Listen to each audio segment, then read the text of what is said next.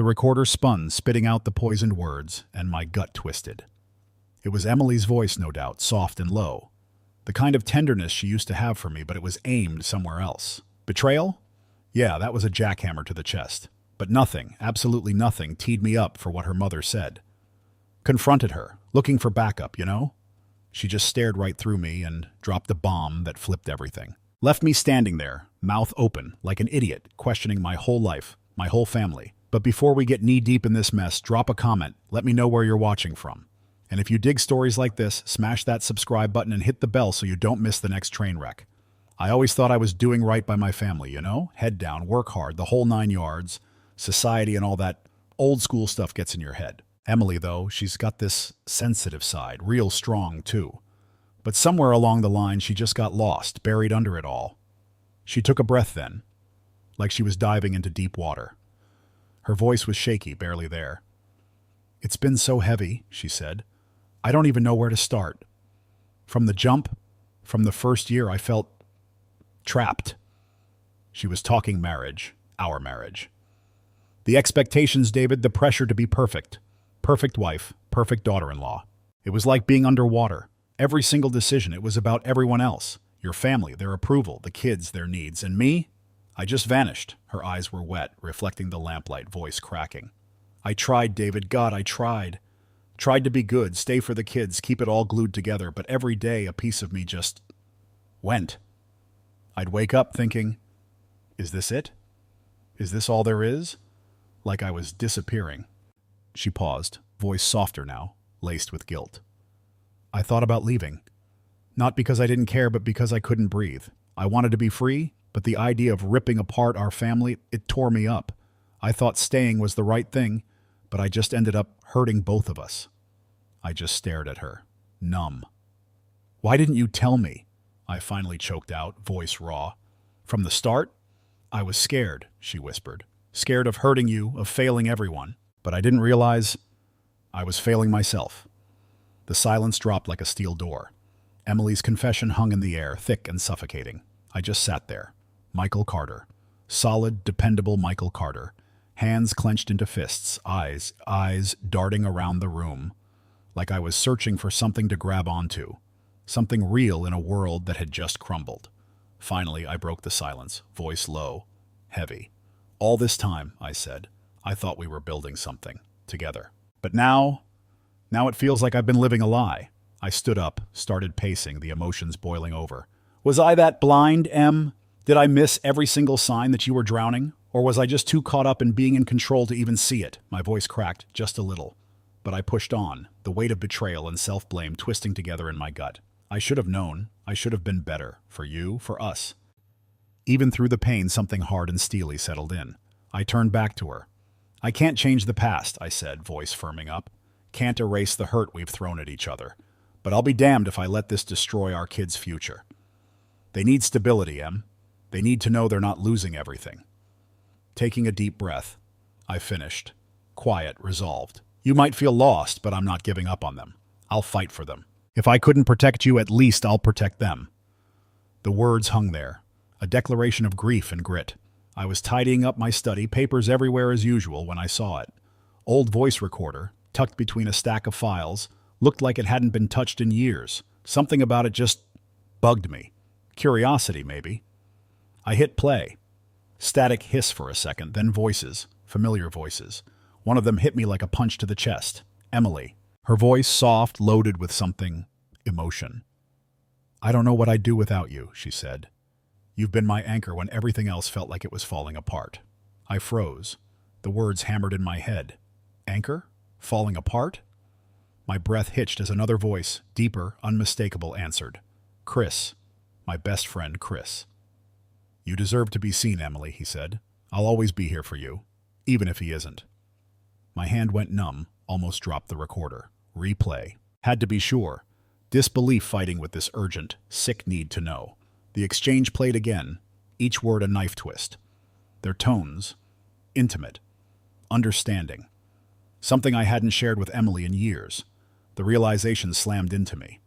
My face twisted, anger and pain all mixed up, eyes wide, breathing shallow, like the walls were closing in.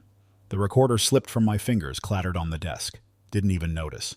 "Emily," I whispered, voice hollow, pleading. My mind raced, flashing back through moments with Chris. Laughs, trust, brotherhood. How many times had we been in the same room, all smiles and handshakes, while this betrayal festered in the shadows? The door creaked open. Emily stepped in, startled by my face, the recorder sitting right there on the desk. "David, what's wrong?" she asked, voice cautious, but there was a flicker in her eyes. Guilt, betrayal. I stared at her, face shifting from disbelief to something darker. "You, him, how long?" My voice was low but heavy, like a storm was building inside. Emily's face drained of color, lips parted in shock. "David, I can explain," she stammered. "Explain?" I cut her off, voice rising. "Explain how the two people I trusted most, my wife, my best friend, managed to stab me in the back without me even seeing it coming? Explain what he gave you that I couldn't?" She took a step forward, hands trembling, reaching out. I recoiled. Anger boiled over. "Don't!" I growled, voice sharp enough to cut glass. "I heard everything. Everything, Emily. You leaned on him when you could have come to me. You chose him." Tears streamed down her face, choking on her words. "I didn't mean for it to happen. I was lost, David. You didn't see me anymore, and he listened. He made me feel understood." Her admission cut deeper than the recording. My fists clenched, jaw tight, trying to keep it together. "You think that justifies this?" I spat. "While I was here breaking my back for this family, you were seeking comfort with him? Do you have any idea what you've done?" Emily sobbed, voice barely audible. "I didn't want to hurt you or anyone. I was drowning and he was there. I know it was wrong, but you did it anyway," I roared, voice shaking with rage and heartbreak. "You betrayed me, Emily, and he betrayed me too, the man I trusted like a brother." The words hung in the air, thick with finality. Emily crumbled into the chair, hands over her face. I didn't move to comfort her. Instead, I turned toward the door, shoulders stiff, like I was carrying the weight of the world. "I can't even look at you right now," I said, voice flat, void of the warmth it used to hold. Before stepping out, I paused, voice steady despite the chaos inside. "This family may be broken, but I'll make damn sure our kids don't pay the price for your mistakes. Whatever it takes, Emily, I'll protect them." I turned and walked out, leaving her alone in the room, the recorder silent, a stark contrast to the storm that had just ripped through. Her tears fell freely as she whispered, to no one, "What have I done?" Rain hammered against the windows as I stormed into O'Malley's, that dimly lit dive bar in the village, where Chris was waiting. Used to be our spot, our refuge. Now it felt suffocating, charged with anger I could taste. Chris looked up, face uneasy. I didn't waste any time. "Chris," I spat, voice a mix of fury and disbelief. "Of all people." He stood, trying to look composed, but the tension in the air was a physical thing. "David, listen, I didn't mean for it to happen." "Didn't mean for it to happen?" I interrupted, voice rising. "You didn't mean to betray me? To go behind my back and take what wasn't yours?" My hands trembled, slammed the table, making the beer glasses jump. Chris's face hardened, voice steady, defensive. "She was broken, David. She needed someone to see her, to listen. You stopped doing that a long time ago." My eyes widened, breath quickening. I stepped closer, towering over him. "Don't you dare put this on me," I growled, voice trembling with rage. "I trusted you like a brother. I let you into my home, my family. And this is how you repay me?" Chris flinched, but held his ground. "I didn't set out to hurt you, but I couldn't just stand by and watch her suffer. You don't know what it was like for her, David." "And you do?" I barked, voice dripping with contempt. "What gave you the right to step into my marriage, into my life, and play savior? You think you're the hero here?" His eyes flickered, guilt and defiance mixed together. "I never claimed to be a hero," he said quietly. "But someone had to fill the void you left. She was drowning, and you didn't even notice." My hands balled into fists, knuckles white. I turned away, ran a hand through my hair, memories flashing. Late nights, beers, confidences, trust I'd never doubted. I turned back, face a mask of pain. "I gave you everything," I said, voice thick with emotion. "My trust, my friendship, and you threw it all away. For what? Was it worth it, Chris?" His jaw tightened, looked away, couldn't meet my eyes. "It wasn't about being worth it," he muttered. "It was about her. She deserved to feel loved. Something you stopped giving her a long time ago." Something snapped in me. I lunged forward, grabbed his collar, shoved him against the wall. Sound echoed in the empty bar, but neither of us cared. My voice dropped to a deadly whisper. You don't get to talk about love. Not after what you've done. Not after you betrayed me and my family. Chris's face twisted. Shame and defiance. And what about her, David? Have you ever stopped to think about how she felt? About why she turned to me? You were so focused on everything else you forgot about her. My grip tightened for a second. Then I shoved him back, hands trembling. Don't you dare act like you did this for her, I snapped. You didn't save her. You destroyed her. You destroyed everything. Chris straightened his jacket, breathing uneven. Believe what you want, he said, voice low, steady. But at least I gave her something you couldn't. A reason to smile. The words hit me like a physical blow. For a moment, the storm outside seemed to seep into the bar, coldness wrapping around us. My voice was quiet, final.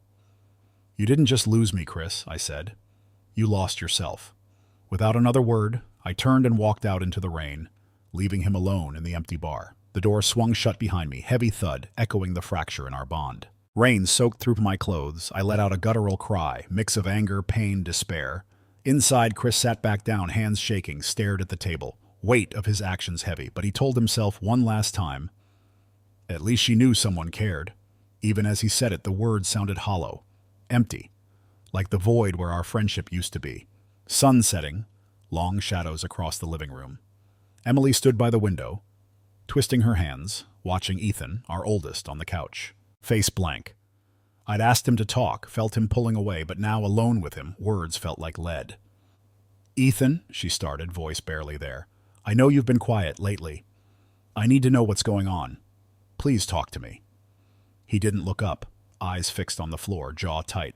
Silence, just the ticking clock. Finally, he spoke. I don't think you really want to know, Mom. She flinched at the coldness, stepped closer, voice trembling. I do, Ethan. Whatever it is, you can tell me. He looked up, then, gaze piercing, filled with anger and hurt that twisted her heart. I heard everything, he said, blunt. You and him. I heard the truth. Room tilted, air left her lungs. Ethan, Words caught in her throat.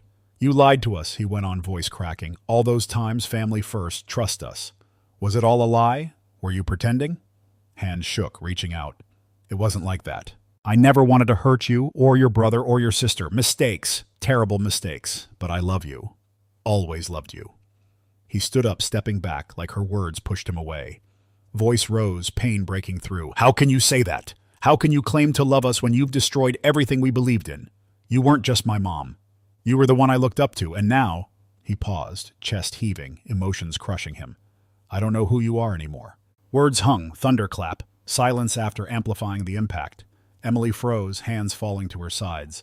Reach out, hold him, explain, but the space between them was too big. He took a deep breath, back still to her. After a long pause, he said, I used to think you were the strongest person I knew, someone who would never let us down no matter what. But now, I can't even look at you the same way. Biting her lip, tears streaming. I'm still here, Ethan, still your mom, trying to make things right. He turned to face her, face exhausted, not angry anymore. Some things can't be fixed, Mom. Voice quiet, cutting. You broke something in me, in us. I don't know if it'll ever be the same. He walked out, leaving her standing there in the fading light. Knees buckled, sank into the nearest chair, sobs muffled by her hands. Ethan's words, I don't know who you are anymore, replayed in her head, each time deeper. Room darkened, Emily stared at the empty doorway, heart heavy, rebuilding with her son, hardest fight of her life. But even in the dark, a spark. She'd fight for his trust, no matter how long.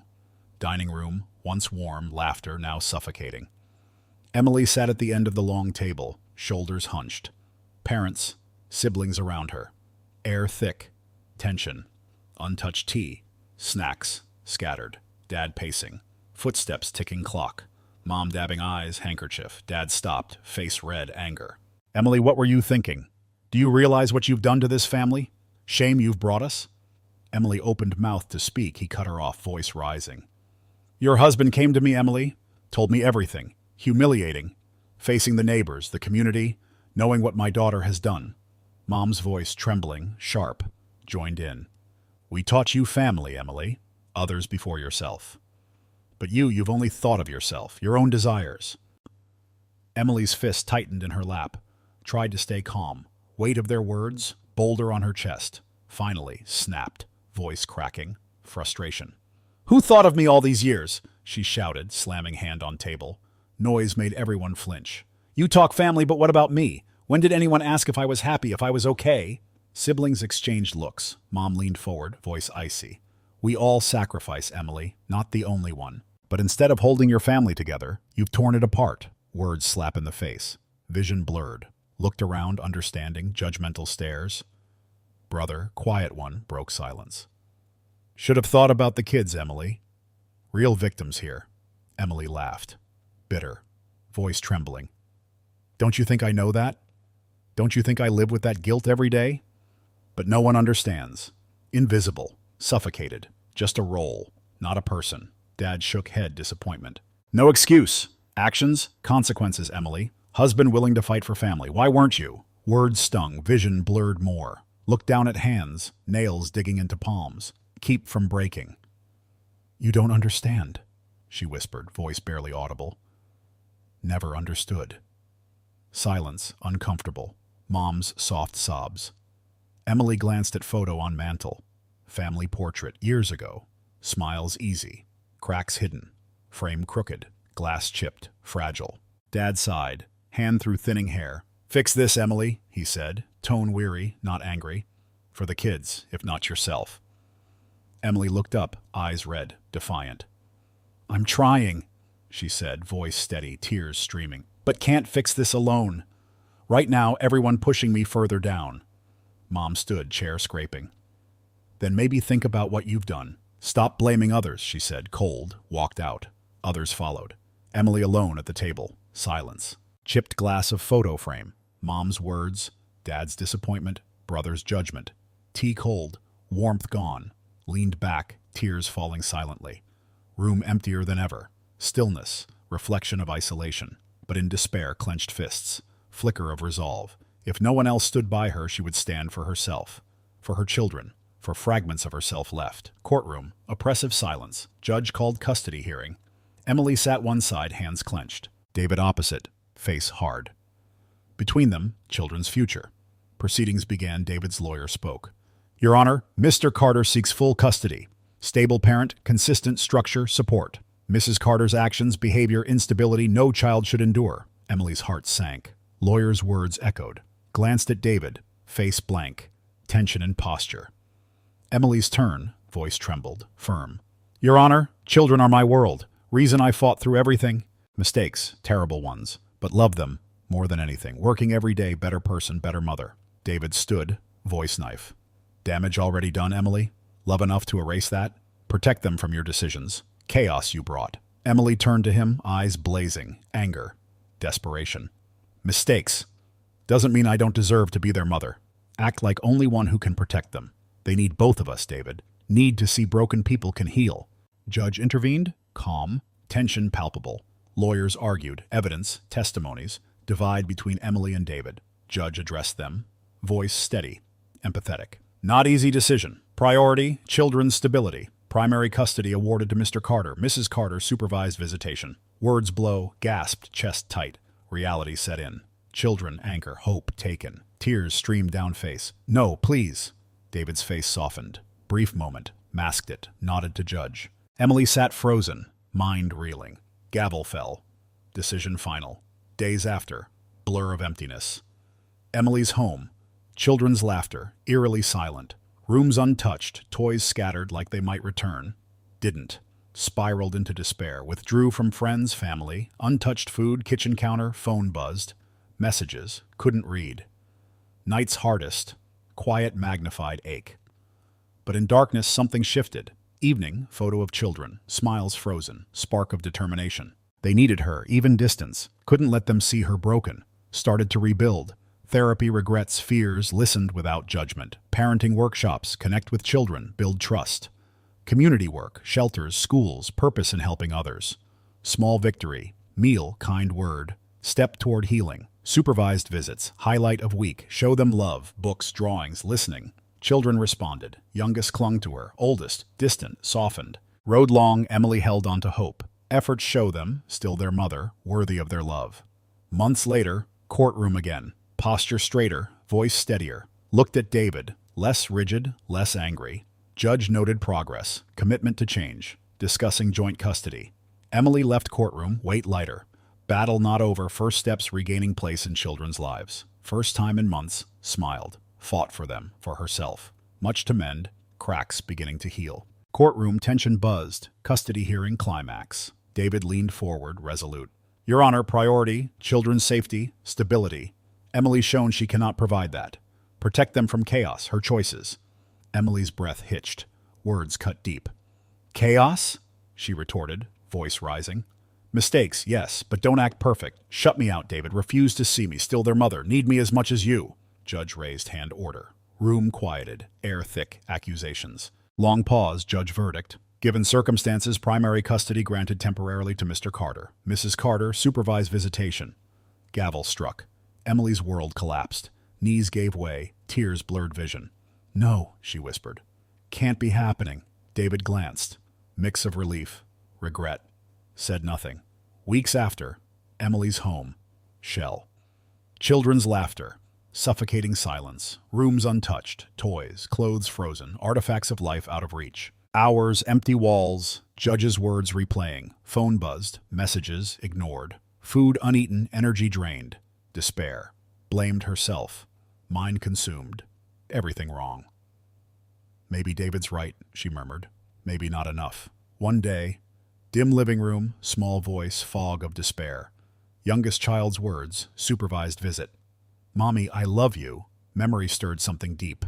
Flicker of hope. Lost much, something to fight for. Determined to change. Sought help. Therapy. Years of pain. Guilt. Counselor. Gentle guidance. Confront mistakes. Reminded strength. Slowly. Rebuild. Small steps every day. Support group. Single mothers. Solace. Shared stories. Resilience. Volunteered.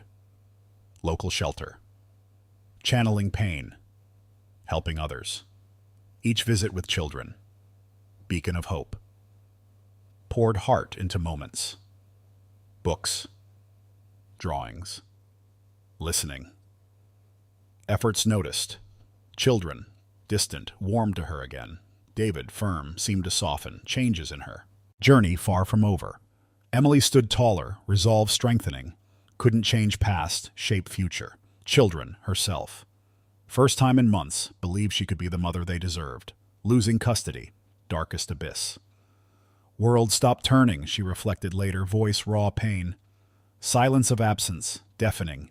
Weeks, haze of regret, despair, questioning every choice. Realized loss, forced confrontation. Truth avoided long time. Neglected parts of herself, family, ways not fully understood. Not just losing them, she admitted. Losing illusion I was doing enough. Clarity, painful, turning point. Loss, unbearable, drove her to rebuild. Not just children, person she wanted to become. Weeks after custody, Emily buried herself in denial, unfairly judged. Trying my best, she told herself, justifying actions. Navigated emptiness of home, children's absence, haunting echoes, chipped away defenses. Evening therapy session, counselor, gently. Truly looked at your role in all this? Question struck nerve. First time. Allowed herself to sit, uncomfortable truth. Tears came suddenly, flood of memories. Moments chosen needs over family. Failed to communicate. Show up fully. Lost sight of what mattered, Emily admitted, voice breaking. Focused escaping pain, didn't see pain I was causing. Gradually unpacked mistakes, saw path forward. Realization crystallized, support group. Losing everything, realized I put myself before family too long, she said, voice steady, regret. Now put them first, not just words, every choice. Shift in perspective, anchor. Acknowledging faults, didn't erase past. Clarity to rebuild, intention, humility. Determined to prove mother deserved. Journey toward forgiveness. Small intentional acts, community. Rebuild life, show children actions louder than words. School volunteered, recycling program, workshops for parents, students. Part of their world, little ways, maybe they'll see how much I care. Youngest child, first to respond. Supervised visit, shyly handed crayon drawing. Two of them holding hands. Emily's heart swelled. Is this us? Gently asked. Child nodded. Small smile, cautious demeanor. First glimmer of hope, efforts reaching them. Oldest, Ethan, distant. Guarded walls cracked. Day, watched Emily direct charity event. School. Muttered, "You're really trying, aren't you?" Hesitant tone, faintest approval. "Yes," she replied simply. "For you. For all of us." Emily rebuilt relationship, personal transformation inspired others. Local parenting group invited her to speak. Hesitated, realized story, solace struggling. First event. Audience of young mothers. Voice steady, humble. "I lost everything," she began. "But in losing, found what really matters. Never too late to rebuild." After talk, student approached. Question, curiosity, doubt.